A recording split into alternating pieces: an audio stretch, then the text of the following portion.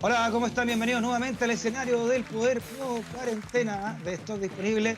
Esta vez hablamos con un hombre de derecho. Fue fiscal de la República en el caso Penta, ¿no? En el bullado caso Penta, que cambió la forma de la política moderna. Y también ahora es abogado de la familia de Gustavo Gatica. Saludamos al ex fiscal y abogado Carlos Gajardo. ¿Cómo está, Carlos? Hola Freddy, buenas noches, gracias por la invitación. No, a ti, Carlos, aquí estamos conectados a esta entrevista domiciliaria. Estamos probando esta nueva plataforma, vamos a ver qué tal resulta. Nuevas formas de conversación. Oye, Carlos, bueno, tenemos un ritual acá, ¿no? Cuando estábamos allá en el estudio y hablábamos, hacíamos te pedíamos una canción, ¿no? Ahora te queríamos pedir alguna recomendación, ¿no? Algún libro, algún disco que nos quieras recomendar para estas cuarentenas parcializadas. Mira, a mí me gusta mucho la música latinoamericana, el rock latino, y en literatura ¿Ya? también me gusta harto lo latino. Entonces tengo Ya. dos cosas para recomendar. Uno argentino, ¿Ya? Eduardo Sacheri. A mí me gustan todos los libros que ha escrito Sacheri. El más famoso seguramente El secreto de los ojos, de sus ojos, que incluso se hizo película y sacó premio. Gran película. Y yo recomiendo que es un libro muy lindo sobre la relación entre un padre y su hija, que se llama Ser feliz será esto. A ver, muéstralo a la cámara ahí para ver la portada. Ser feliz esto. Ya, ¿y qué te llamó la atención de ese libro, no? Sacheri es un casi contemporáneo, andás por los 50 años, ¿no? 50 Sí, años. quizá un poquito menos. Bueno, Sacheri siempre habla de temas que para uno son muy cercanos, pues habla mucho de fútbol, sus libros tienen mucho que ver con el fútbol y habla mucho de la amistad también. Muchos de sus libros tienen que ver con cosas que le pasan a su banda de amigos, que en general son bastante perdedores, pero tienen finales felices. Este es un libro que es medio triste. Este cuenta la relación de un padre con su hija. Y bueno, algo pasa con la mamá ahí, pero es un libro muy conmovedor. De hecho, yo le pedí a mis hijos que lo leyeran, que son chicos de 14, 13 años, y les gustó mucho a ellos. Parece que Sacheri es de la frase esa que en la película, ¿no? Decía que el hombre y la persona, en el fondo, puede cambiar de todo, ¿no? Puede cambiar de sexo, de partido político, de ideología, se puede casar otra vez, pero nunca de nacionalidad, pero no cambia nunca el equipo deportivo. Exacto. Él es un gran fanático del rojo, es muy fanático de Independiente de Avellaneda. A mí me tocó, estuvo hace poco acá en Chile para una feria del libro y lo fuimos a ver, a escucharlo, me gusta mucho. Buena. Y el otro que recomiendo para estar a la moda en formato digital es el último libro de un escritor chileno, Alejandro Zambra. Zambra, claro. Poeta chileno. Qué buena portada. Me gusta mucho todo lo de Zambra. También hay un libro fantástico que se llama Formas de volver a casa. Extraordinario. Y este lo acaba de sacar ahora en marzo. Y también es muy, muy entretenido, un poco también en la onda Zambra, que es un poco siempre autobiográfica. Oye, ¿qué te ha significado más allá, ¿no? de las posibilidades de leer? ¿Qué te ha significado a ti en lo personal este encierro, ¿no? Y todo también la cuarentena y trabajar también en este sistema como abogado, Carlos? Bueno, es todo un desafío. Pues hay un desafío, por supuesto, profesional, que tiene que ver con cómo compatibilizas tu gestión profesional con este nuevo escenario y entonces hacer aplicación de todas las nuevas herramientas, las conversaciones virtuales, reuniones virtuales. Fíjate que el Poder Judicial en eso está bien adelantado porque tiene todo un sistema de tramitación virtual con la oficina virtual del Poder Judicial que hace que toda la tramitación hoy día sea en línea. Y junto con eso han empezado también a hacer audiencias virtuales y por lo tanto algunas se han podido desarrollar sin inconvenientes. ¿Te ha tocado alguna?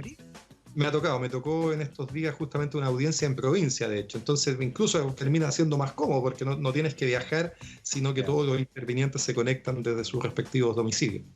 Perfecto. Bueno, y en la parte más familiar también hay todo un desafío porque los niños están yo tengo 3 hijos, están todos con educación a distancia, apoyarlos en sus respectivas labores.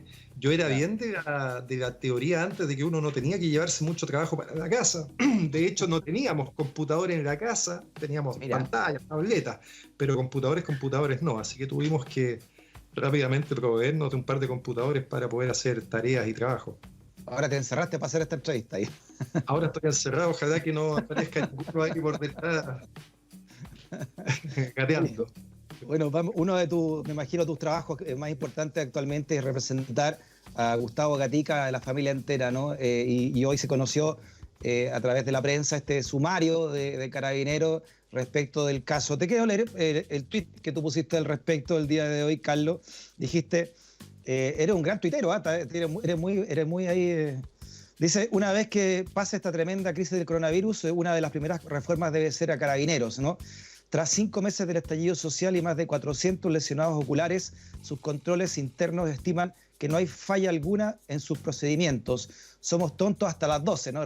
Ahí con esa frase también que dejaste para la posteridad en los casos Penta. Pero este sumario que finalmente dice que Carabineros no sabe si realmente fueron ellos o no, quienes dejaron sin vista con estos perdigones a Gustavo, y ahora no también esto dentro de todo... ¿Qué está haciendo Carabineros? ¿Qué te parece este sumario? ¿Cómo lo enfrentas también tú como abogado? Bueno, hay varias cosas que uno corrige a partir de esto. Lo primero es, por cierto, que los controles internos que tiene Carabineros son absolutamente insuficientes y deficientes. Y uno evidentemente recuerda lo que sucedía antiguamente cuando este tipo de causas, como las graves lesiones que tuvo Gustavo Gatica, la investigaba la justicia militar y que por lo tanto nunca tenían resultados porque entre pares se investigaban y siempre terminaban concluyendo que los procedimientos estaban bien hechos, que es exactamente lo que ocurre acá. Acá lo que hace el sumario es decir, hacer una investigación y terminar señalando, mire, todo lo que hicimos estuvo bien hecho, el procedimiento fue adecuado, hubo un uso proporcional de la fuerza y ni siquiera podemos dar fe de que las lesiones que tuvo Gustavo fueron causadas por Carabineros, cuando el caso de Gustavo es especialmente emblemático en ese sentido porque fíjate tú, Freddy, que a Gustavo los perdigones le quedaron alojados en el rostro. Hay otras víctimas que no quedaron con perdigones en su rostro o fueron heridos por bombas lacrimógenas. En el caso de Gustavo Gatica hubo que hacerle 2 intervenciones para extraerle los perdigones de escopeta que tenía alojado en su rostro. Es decir, no hay ninguna duda que estas fueron heridas provocadas por Carabineros. Y entonces la principal conclusión que yo sacaría de este sumario es que Carabineros necesita una reforma profunda en que se modifiquen, se perfeccionen los controles internos y también debe tener mucho mayor control externo también, no solo en los temas de las platas, que ya hemos visto que obviamente han tenido graves problemas de corrupción, sino también en los temas de procedimientos y de cómo actuar en situaciones de este tipo que ocurren a partir del estallido social. Fíjate que yo como ciudadano nomás, esto lo leo como una burla, esto casi, ¿no? Esto de decir que pueden haber sido los propios manifestantes que podrían también haber herido a Gustavo, y además en este contexto que estamos viviendo, ¿no? Es realmente impresentable todo esto, creo yo, Carlos. Totalmente impresentable y además entra en contradicción con lo que han hecho otros órganos del Estado. Y pongo solamente 2 ejemplos. El propio presidente de la República, el día 10 de diciembre del año pasado, cuando se conmemoró el Día Internacional de los Derechos Humanos, reconoció a Gustavo Gatica como una víctima de violación a los derechos humanos. Lo hizo presente en el discurso, lo nombró en el discurso que dio el día de la conmemoración. Y un organismo estatal, otro distinto, el Consejo de Defensa del Estado, también ha presentado una querella por estos hechos, legitimación que tiene el Consejo cuando establece que hay funcionarios públicos involucrados en la comisión de este tipo de conducta. Entonces, por supuesto, lo que ha hecho este sumario de Carabineros contradiría absolutamente lo que están y la manera que están obrando otros organismos estatales. ¿Qué validez legal tiene en un juicio este sumario de Carabineros, ¿no? Frente a los jueces? Yo le resto completa validez seguramente en su momento, y cuando se hagan imputaciones, las defensas de Carabineros van a intentar sacar argumentos de ese sumario, pero me parece que en definitiva no van a tener ninguna validez. Es muy claro que lo que hay acá son procedimientos investigativos internos extraordinariamente deficientes. Carlos, justo en la semana hablábamos nosotros, ¿no? en la radio USACH, en Razones Editoriales, hablábamos del otro que se filtró el fin de semana, que había sido la entrevista a Mario Rosa, general director de Carabineros, ¿no? Él fue declarado como testigo, ¿no? en este caso, y él decía también, ¿no? Que él no conocía, que se había enterado por la prensa de este caso, que no conocía todavía quién había sido el autor o los autores, cuando en otra entrevista en CNN puntualmente había dicho que sí, que estaban identificados los autores, en fin, ¿no? Y ahora se conoce esto otro. ¿Qué relación ven entre uno y otro? Yo creo que todo esto ratifica la falta de control interno. Fíjate que Mario Rosas, a los días de que se produjo esta agresión de Gustavo Gatica, declaró en un canal de televisión, en CNN, como tú bien recuerdas, con la periodista Mónica Rincón, de que los autores de la agresión, de la agresión a Gustavo Gatica estaban identificados y que esa información se le había entregado a la Fiscalía. Pues bien, para nosotros ese fue un elemento importante y cuando nos querellamos pedimos entonces que se citara a prestar declaración a Mario Rosas. Esa declaración se presta 17 días después del hecho en que es herido Gustavo Gatica. Él fue herido el día 8 y la declaración es del día 25, 17, un tiempo más que suficiente para haber recopilado antecedentes, haber llegado con toda la carpeta y los argumentos necesarios para aportar a la investigación. Bueno, ¿qué fue lo que pasó?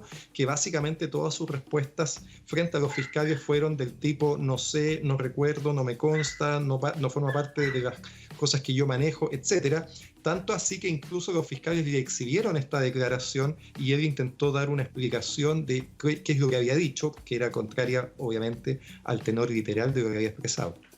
Claro, por un lado puede ser un ninguneo o por otro lado puede ser una ineptitud frente a una institución que parece descontrolada. Puede tener dos miradas también esto, ¿no? Una declaración así. Sí, yo lo que creo es que tiene que ver con faltas de control interno. Hay que reconocer que Carabineros hace mucho rato está con graves problemas de ese tipo y además, sin duda, la situación del 18 de octubre en adelante los encontró con muy poca preparación, con poco equipamiento y obviamente, yo creo que en eso estaremos todos de acuerdo, se vio absolutamente sobrepasado y a partir de eso la respuesta fue que hubo violaciones de los derechos humanos bastante relevantes que como en un sistema jurídico democrático tienen que ser sancionadas y castigadas, no pueden ser admitidas. Y la principal necesidad que tiene que se sancionen estas conductas es evitar que ellas ocurran nuevamente en el futuro. Por eso una sociedad tiene que esmerarse en que estas sanciones efectivamente sucedan. Eso es muy importante lo que tú dices, ¿no? Que los precedentes que se van dejando para las futuras generaciones, ¿no? La importancia que la autoridad deje ese precedente para lo que pueda ocurrir después. Toda esa cultura de los derechos humanos se basa básicamente en establecer verdad, justicia y luego memoria. Por eso son importantes, no solo en Chile, si este no es un problema que hayamos descubierto nosotros, pensemos en las otras dictaduras en el mundo o el gran país donde se ocurrieron las mayores violaciones de los derechos humanos y donde se cimentó toda la doctrina internacional de los derechos humanos, que es Alemania. La manera en que ellos efectivamente efectúan memoria de lo que ocurrió justamente tiene el sentido de evitar que estas conductas se repitan a futuro. Y allá fueron extraordinariamente severos con perseguir a autores de crímenes de violación de los derechos humanos del régimen nazi cuando tenían muy avanzada edad incluso. Ese no fue un obstáculo para efectuar la persecución porque en estos casos, por supuesto, primaba el que había que dar y el que hay que dar una señal muy dura para que estas conductas no se repitan en el futuro. En ese sentido, ¿cómo verías un indulto a presos de Punta Peuco?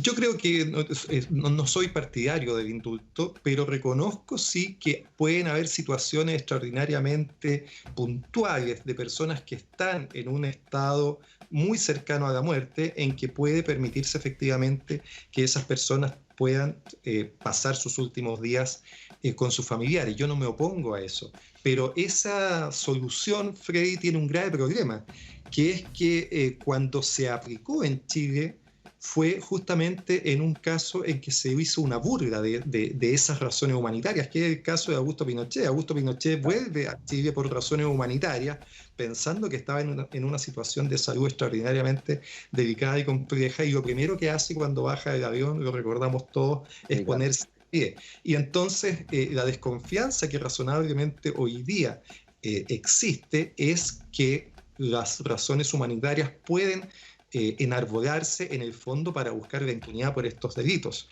Yo no tengo problema cuando hay razones estrictamente graves y justificadas de que una persona está en su lecho de muerte en sus últimos días, de que esos últimos días los pueda pasar con su familia. Me parece que eso es humanitario. Pero el problema que tiene esa salida es la desconfianza a partir del caso de Pinochet. Carlos, entonces volviendo al precedente que podría dejar entonces el caso de Gatica, ¿qué sanciones penales o civiles o políticas ustedes están buscando con su juicio? Lo que nosotros buscamos acá son sanciones, por supuesto, penales, y las sanciones penales están enfocadas en general en los autores materiales de los hechos, y será por lo tanto importante determinar quiénes fueron los que causaron los disparos que hirieron a Gustavo, pero también son las responsabilidades de mando, que también son penales, que tienen que ver con quiénes fueron las personas que permitieron que estos hechos ocurrieran. Hay que tener presente, Freddy, que la agresión que sufre Gustavo Gatica ocurre un día 8 de noviembre, varios días después, 20 días después que habían comenzado las masivas protestas en Chile, cuando ya había un número importante de personas lesionadas en sus ojos oculares, y cuando ya el colegio médico había hecho una severa advertencia de que no debían utilizarse estas escopetas antimotines, lo que efectivamente fue impedido, prohibido semanas después. Es decir, ya habían diversas, diría yo, hechos, antecedentes que hacían necesario que se hubiera impedido con mucha anterioridad la utilización de las escopetas antimotines. ¿Y hasta dónde judicialmente puede subir una responsabilidad en la cadena del mando? Porque Carabineros depende del Ministerio del Interior y el Ministerio del Interior depende directamente del presidente de la República. Habrá que indagar en esas responsabilidades, habrá que indagar, y por lo tanto va a ser importante saber qué instrucciones se dieron, qué reuniones hubo, qué información se contaba, quién fue tomando las decisiones en definitiva que permitieron que se siguieran utilizando las escopetas antimotines. Hay que recordar que también paralelamente hay una cierta responsabilidad política que en este caso se hizo efectiva con la acusación constitucional en contra del ministro Andrés Chadwick. Bueno, se conoció hoy el sumario, se conoció el fin de semana esta entrevista a Mario Rosas, y el viernes había ocurrido esta fotografía que se saca Piñera, justamente ahí, ¿no? En el símbolo de este despertar social, en la Plaza Baquedano. Él había señalado que había bajado a saludar a unos carabineros, después imágenes dieron cuenta que eso no era así, ¿no? ¿Cómo lo lees también tú? Ha recibido críticas de todo tipo, una de las más duras del rector Carlos Peña en su columna del Mercurio, ¿no? Lo trató que esto era propio de una mente cercana a lo malvado, a Narcisa incluso, ¿no? Sí, por supuesto, a mí me parece que fue algo negativo desde dos puntos de vista. Desde un punto de vista simbólico, en cuanto a que efectivamente es un lugar que tiene una serie de simbolismos respecto a ser un punto de encuentro de los chilenos de todo tipo, de celebraciones futbolísticas, etcétera, y también de las masivas protestas que han habido. Y por lo tanto, haber ido a ese lugar específico yo creo que no fue una buena decisión. Pero además tiene una segunda significancia en cuanto al momento en que nos encontramos, un momento en que las autoridades de gobierno han instado por la cuarentena, por quedarse en la casa, el famoso quédate en casa y no salgas, ¿no es cierto? Y por supuesto esta actividad que realiza el presidente también de alguna manera contraviene ese mensaje público. A mí me parece que fue un error importante, pero tampoco le asignaría cierta lectura que han hecho algunas personas de considerar que esto es una provocación o algo semejante. Yo prefiero quedarme con que es una torpeza del presidente, y me ratifica que inmediatamente después ocurrió el hecho, él pidió disculpas, si bien en sus disculpas dio una explicación que terminó resultando ser falsa, pero me niego a creer que haya un propósito deliberado del presidente de ofender o afectar a otras personas. Oye, ¿cómo te pareció también, Carlos, como también ciudadano, ¿no? Lo que ha desnudado esta pandemia en el sistema de salud, ¿no? Tú alguna vez hablaste que había justicia para ricos y para pobres. Me acuerdo una vez que conversamos ahí en Stock Disponible, una de las entrevistas que hicimos. Entonces, se ve que en Chile hay una salud para ricos, una salud para pobres, cuarentena para unos, cuarentena para otros, posibilidades de mejoramiento, en fin, ¿no? Tenemos un sistema que es absolutamente desigual, y esa desigualdad se expresa en la justicia, que ha sido mi ámbito de acción y donde he podido percibirla e intentar combatirla, ¿no?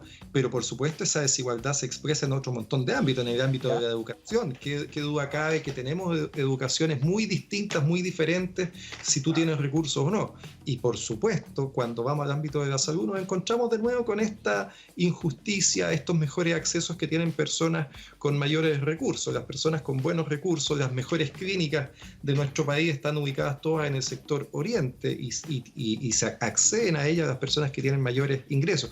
No es casualidad, Freddy, y esto es una desgracia, pero no es casualidad que el mayor número de contagios iniciales haya estado en la zona oriente, pero el mayor número de muertos esté repartido en otras localidades, ¿no? Yo entiendo que todavía ni siquiera hay ninguna persona que haya fallecido en la zona oriente, sino que todos los fallecidos se concentran en diversas regiones del país o en comunas más bien populares como Maipú u otras. Entonces, la primera vez, en Renca también. Entonces, obviamente, el coronavirus también desnuda las graves falencias que tenemos y las desigualdades que tenemos en el sistema de salud. Yo veía hace pocos días cómo dos personas muy relevantes en el Reino Unido contrajeron el coronavirus, el príncipe Carlos y el primer ministro Boris Johnson. Bueno, y ambas se han atendido en el sistema público de salud. Qué envidia tener un país que tenga sistemas de protección, de salud, de educación, que sean más o menos igualitarios para todos sus ciudadanos. Sí, y por último, ¿no? De manera de resumen, Carlos, ¿cuál crees tú que debería ser la gran enseñanza, ¿no? Una vez que termine todo esto, que deberíamos tener, ¿no? Como ciudadanos, también a puertas de un plebiscito que debería ser en octubre, ¿no? Para decidir si queremos o no una nueva constitución.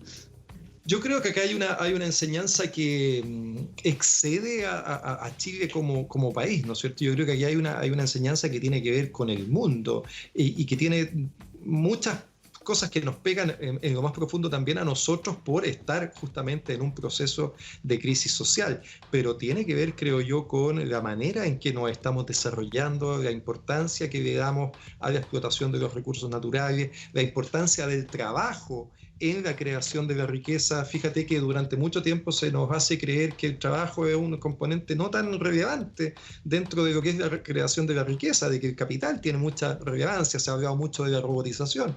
Pues bien, esta crisis desnuda que el trabajo, la mano de obra es fundamental para producir riqueza a toda la ciudadanía, toda la economía en Chile y el mundo. Nos habla de los deficientes sistemas de salud, nos habla del populismo también, de la manera en que diversos países, estoy pensando en Estados Unidos, estoy pensando en Brasil, incluso en el mismo Reino Unido, de la manera en que regímenes tanto populistas ningunearon en un comienzo la evidencia científica de la pandemia, etcétera. Yo creo que hay muchas enseñanzas que exceden con mucho lo que es Chile y que probablemente, lo han dicho muchas personas, ¿no? Van a significar modificaciones profundas en la sociedad y en la economía. Y por último también, Carlos, bueno, y para terminar también, ¿no? ¿Qué significaba a ti en lo personal este caso de Gustavo Gatica, ¿no? Llevar este caso en toda tu experiencia también como abogado? Mira, yo fui fiscal 17 años y durante los primeros 10 años, diría yo, me tocó ver infinidad de casos de distinta naturaleza, entre ellos muchos homicidios. El último caso de sangre que a mí me tocó ver como fiscal fue el caso de María del Pilar Pérez y los homicidios de Diego Schmidt-Hebel y de su pareja Francisco Zamorano, sí, entre otros. Y a partir de eso, básicamente mi experiencia profesional estuvo radicada del año 2010 en adelante en delitos económicos de corrupción de cuello y corbata.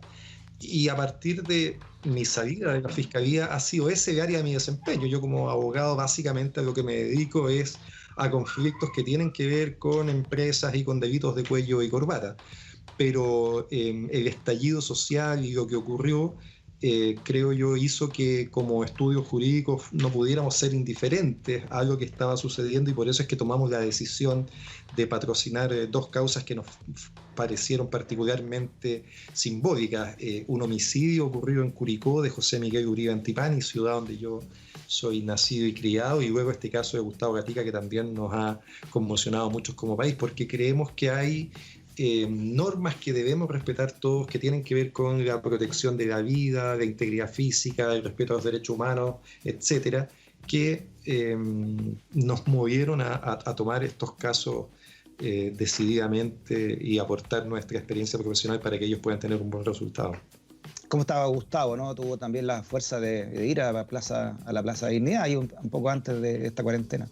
Yo he tenido contacto con Gustavo en diversas ocasiones por motivo de la causa, ¿no?